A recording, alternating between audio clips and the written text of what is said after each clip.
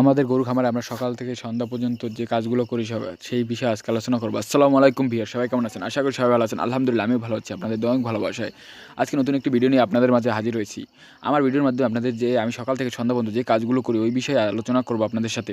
আপনারা যারা ভিডিওটা দেখতেছেন অবশ্যই চ্যানেলটি সাবস্ক্রাইব করে রাখবেন এবং বেল আইকন টিপ দিবেন এবং ভিডিওটি শেয়ার করে দেবেন, যাতে পরবর্তী ভিডিওটা আপনার কাছে ছাড়া মাত্রই চলে যায়।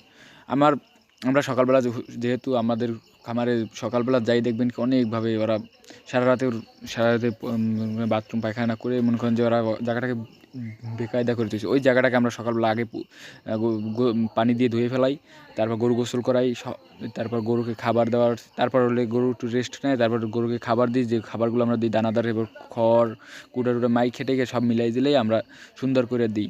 তা দেওয়ার পর তারপর আপনার এই গরু যে সময় খাওয়া হয়ে যায়, তারপর গরু থাকে কি রেস্টে থাকে, মনে করি 1 থেকে 1.5 ঘন্টা, প্রায় 2 ঘন্টা রেস্টে থাকে। তারপর আবার আমরা গরু খামারে কয়টার সময় আসি? 12টার সময় এসে আগে খড়গুলো কুচাই।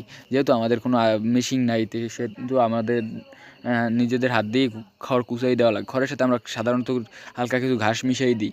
যদিও এখন ঘাস আমার জমিতে প্রস্তুত হয় না, অল্প কিছু দিনের মধ্যে আমি ঘাস প্রস্তুত করে ফেলবো, তারপর ঘাস আর খড় একসাথে কুচাই আমার গরুকে দিব।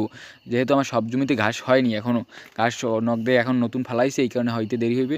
কিন্তু পরবর্তী ভিডিওতে অবশ্যই আমি আমার ঘাস কতটুকু কী হয়েছে সেই বিষয়ে আলোচনা করব, এবং ঘাস খাওয়াইলে কী কী উপকার সেটা তো আপনাদেরকে আগের ভিডিওতে আমি বলেছি। আর যারা নতুন ভিউয়ার্স তারা তো জানেন না, তারা অবশ্যই চ্যানেলটি ঘুরে দেখবেন, তাহলে বুঝতে পারবেন যে আমাদের গরুর খামারে আমার কতটুকু জায়গায় কীরকমের কী ঘাস লাগাইছি সেই বিষয়ে। আরও আপনাদের যদি আর কিছু জানার থাকে সেগুলো আপনারা কমেন্ট করে দিবেন, আমি পরবর্তীতে ভিডিওতে আপনাদের জানিয়ে দেবো। আর তারপর আমাদের গরু মনে করেন যে 1টা 1:30 থেকে 1টার সময় মনে করেন যে 12টা থেকে 1টা আবার গরু গোসল যদি পারি গোসল করাই, যেহেতু এখন গরম। আর যেহেতু আমার গরু মোটাতাজাকরণের মেশিনে আমরা নেমেছি, বা মোটাতাজাকরণের কাজগুলোই আমরা করি, আমরা পুরো সিজন গরু পালন করি না। সেহেতু আমরা যেহেতু আমাদের গরু বেশি খাওয়ান পড়ে, তাই গরু গোসল করা নেই। যত গোসল করাবেন তত আপনার গরু হারবে বা মোটাতাজা হবে। আর যদি আপনি গোসল না করেন আপনার গরুর শরীর খিচে থাকবে, তারপর দেখবেন কি আপনি যতই খাওয়ান তাও কোনো কাজ হবে না। আর যেহেতু এখন বর্তমানে আবহাওয়া খুবই খারাপ আমাদের অঞ্চলের, মেঘ ভাব আমার ভিডিওতে যতটা বোঝা যাচ্ছে আমি দেখানোর চেষ্টা করছি। আমি ঘাস কাটতে গিয়েছিলাম, ওই আমার ঘাস কিন্তু ভিডিওতে দেখা যাচ্ছে। আমার ঘাসে সেরকম বড় হয় না, অবশ্যই অল্প কিছুদিনের মধ্যে আমি ঘাস খাওয়াইতে পারবো আমার গরুরে। আমি ভালো জায়গায় ঘাস ফেলাইছি। আমাদের এখানে প্রচুর এইতে প্রায় 5-7 দিন হচ্ছে অনেক বৃষ্টি হচ্ছে।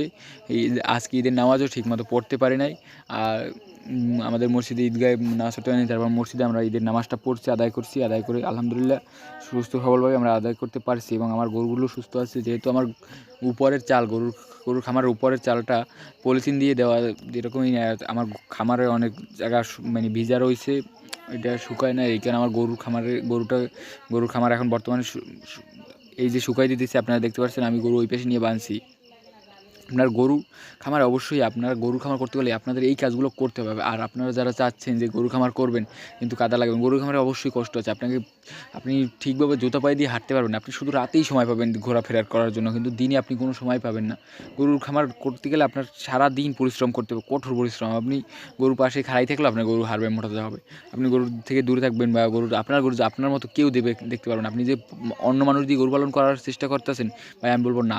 আপনারা যারা বাইরে আছেন, গরুর খামার করতে চান এবং লোক দিয়ে গরুর খামারটা চালিয়ে নিতে চাচ্ছেন, না ভাই, আপনি দেশে আসেন, বউজেন আমাদের সাথে কথা বলেন, অন্য 2টা খামারি ভাইদের সাথে কথা বলেন, তাদের কাছে জিজ্ঞেস করেন যে গরুর খামার কীরকম কী লাভ। আমি যে বলছি এই কারণে যে আপনাদের গরু খামার করতে হবে এরকমের না। আপনারা দেখেন যে আর ভাইরা কী বলে, বা তাদের কথার সাথে আমার কথার মিল আছে কিনা, তারপর আপনারা গরুর খামার করেন। আমি বলবো না যে আপনারা ওইটাই গরুর খামার করেন। গরুর খামার করতে গেলে আপনাকে প্রচুর পরিশ্রম করতে হবে। আপনারা এত পরিমাণ পরিশ্রম করতে হবে যেটা আপনি চিন্তা ভাবনার বাইরে। আপনি একটা গরু খামার করতে গেলে আর গরুর কাছে গরু কোন সময় প্রস্রাব করে, গরু সুস্থ আছে না অসুস্থ আছে, অ্যাভেলেবেল আপনার গরুর সমস্যার কোনো অভাব নেই। যে আমি দেখাচ্ছি আমার ভিডিওতে, আমি প্রত্যেক ভিডিওতে দেখাই যে ক্লিয়ার গরু খামার অনেক লাভ, আসলে লাভ আছে, অধিক পরিমাণ লাভ। আপনি বাইরে যে টাকা ইনকাম করবেন, আপনি যদি এই টাকা ইনভেস্ট করতে পারেন, নিজে যদি ভালোভাবে ইনভেস্ট করতে পারেন, আর যদি আপনার জায়গা থাকে, তাহলে আপনি গরু খামার থেকে ব্যাপক টাকা ইনকাম করতে পারবেন, যেটা অন্য কোনো সেক্টরে আপনি পাবেন না। আপনার কাছে এই ভিডিওটা যাওয়া মাইনি কি জানেন? আপনি রাশি ভাগ্যের চাকা খুলে গেছে কীরকমের এই ভিডিও আপনার কাছে গেছে, তার মানে আপনি এই বিষয়ে জানতে চান, আগ্রহী।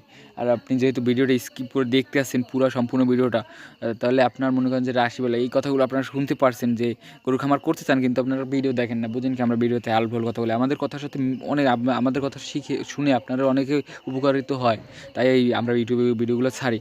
আপনি দেখেন না তাতে কিছু না আমার, কিন্তু আপনি যারা দেখে তারা কিন্তু অবশ্যই মজা পায়। আর যেহেতু আমার চ্যানেলটি নতুন, আপনারা পরবর্তী ভিডিও পাওয়ার জন্য আমি প্রত্যেকদিন এখন ভিডিও ছাড়বো। 2 দিন যেহেতু করা নেই, আপনারা অবশ্যই চ্যানেল সাবস্ক্রাইব করে রাখুন। আসসালামু আলাইকুম, আলহামদুলিল্লাহ, সবাই ভালো থাকবেন এবং আমার জন্য দোয়া করবেন।